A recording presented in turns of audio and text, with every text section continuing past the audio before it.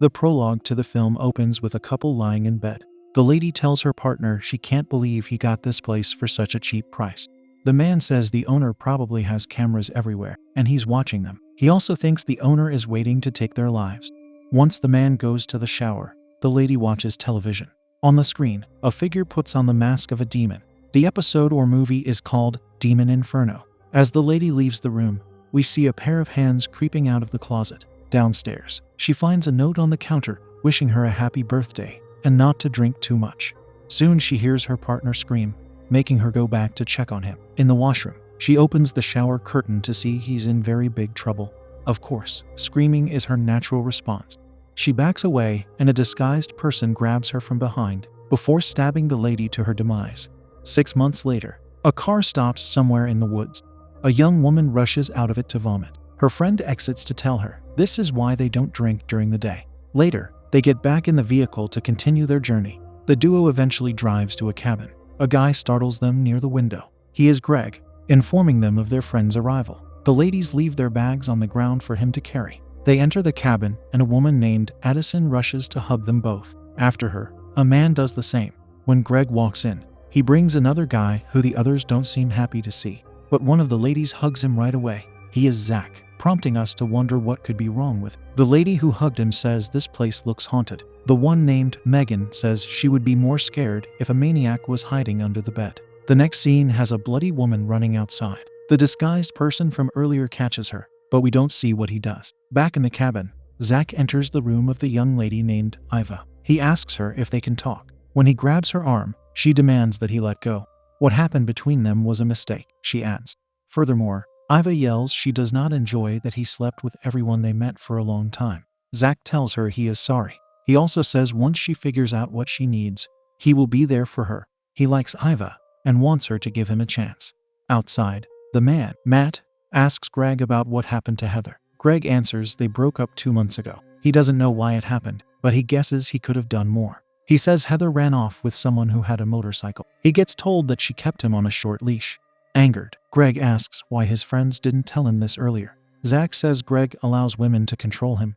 What he needs to do is control them instead. Zach says Heather was good in bed, and Greg asks him how he knows that. Their other friend claims Zach slept with everyone. Later, we see the gang partying inside. Iva asks Megan if she is okay. Megan wonders why she wouldn't be. She looks a little upset to Iva, who claims to care about her. Megan says it's hard to have everyone back together because it reminds her of the past. Soon they look at Greg sitting alone. Megan says he has a thing for the girl named Jasmine. Iva does not think Greg is her type. She thinks Jasmine is into other women instead. Megan says she is very happy to see Iva. Afterward, Jasmine approaches Greg to comb his hair with her hand. He is positively taken aback by it. Another man named Bert says everything there feels more free for him. Addison asks if what he truly feels is just his drunkenness. Moving along, we see a man lying deceased outside. A policewoman tells her superior that it looks like he's been deceased for a few days. She doesn't think an animal took his life. He looks like the others. The woman in charge says she does not want to create a panic. She still thinks it could have been done by a bear or a pack of wolves. We learn these kinds of incidents are happening in other areas as well. Following this, Bert walks into Zach's room and says the latter has been there all day. He guesses Zach has women problems. He also says they don't get everyone together all the time. Thus, Bert wants him to join them to have a good time. Zach agrees to it. In the next scene, the group of ladies talk among themselves. Iva asks the others if they ever wanted to take someone's life. She says they all have strange urges. Addison tells her they get weird, intimate urges. However, strange psycho urges are strictly reserved for Iva. Megan says she would do it to defend herself. This prompts Iva to ask her if she would like to take the life of the guy who cheated on Megan with her sister. Megan still says she would not, due to it being in the past.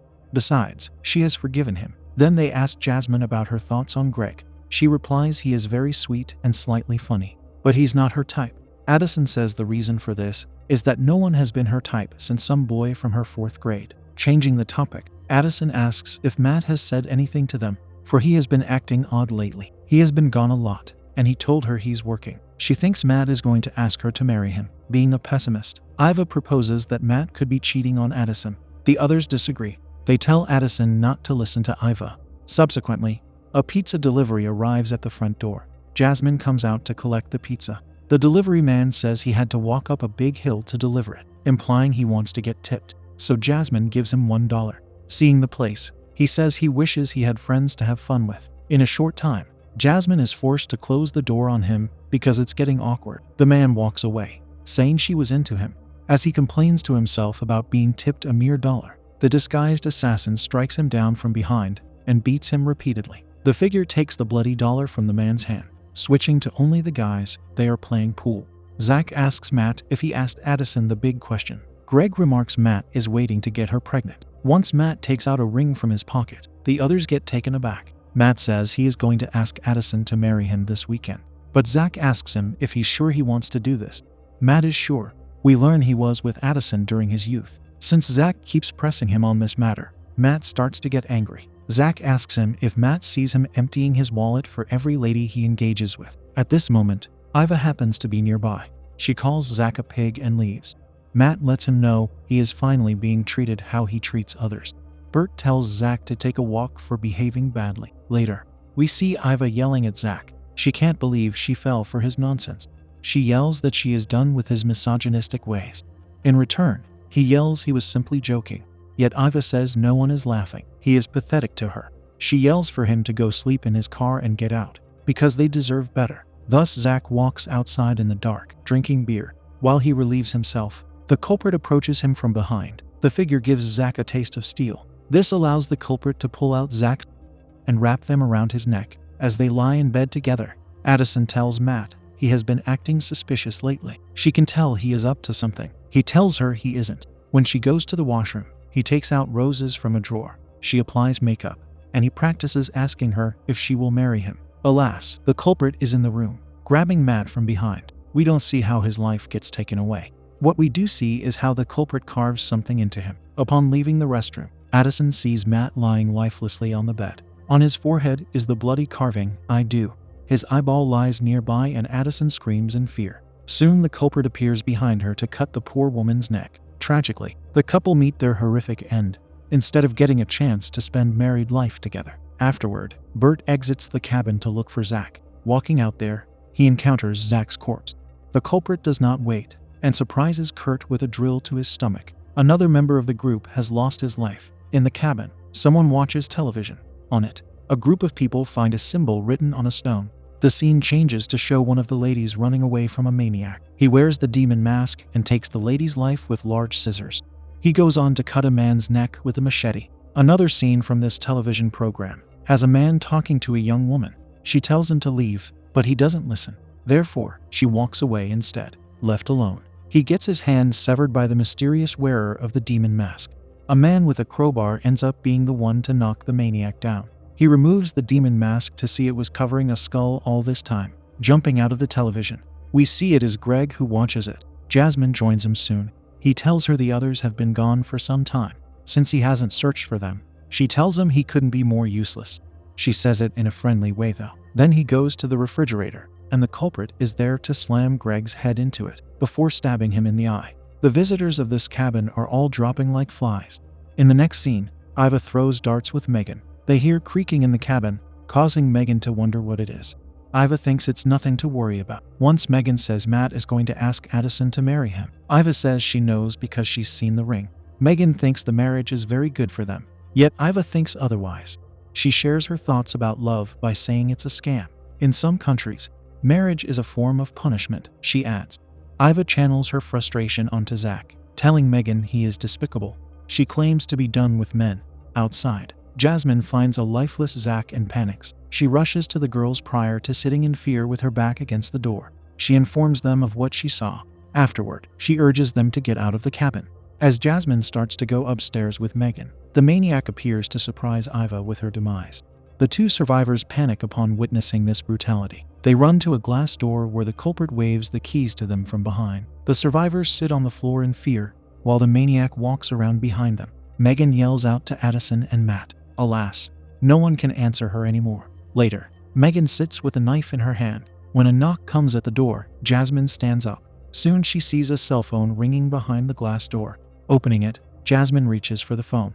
Supposedly, it was a trick set up by the culprit to slice her arm. This makes Jasmine fall back inside. She cries on the floor, and Megan helps by cauterizing her friend's wound with a hot iron. Of course, this brings even more pain. After Megan wraps up the injury, they sit together, tired. Megan does not know if she can do this anymore, but Jasmine says Megan is the strongest person she knows. There is no one she would rather be with now than her.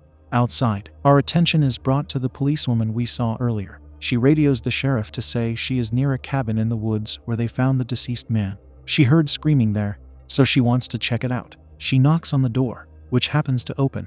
This allows her to walk inside, and she opens a closet to find nothing there. We see the maniac approach her from the side, cutting the scene. Later, the survivors are about to enter that room. Seeing the policewoman lying there, they quickly change their minds. They return to the kitchen and leave the door to the outside open. It seems like they do it intentionally before they go their separate ways. Jasmine hides in the closet of one room. Once she ignites a lighter, we see the maniac is hiding there with her. The helmet finally gets removed, revealing it was a woman all along. She does something to Jasmine that we don't see. During the day, Jasmine wakes up, and the undisguised woman is beside her. Jasmine asks her who she is. The woman knew she was going to get asked that question. She yells she does not have an explanation. She also yells she is there due to it being fun. Jasmine calls her disgusting, opposing the restrained lady. The woman yells she is not. In her mind, Jasmine and her friends are the disgusting ones. The woman becomes hysterical. Soon she asks where Jasmine's little girlfriend is. Jasmine doesn't know what she's talking about, but the woman says her son does.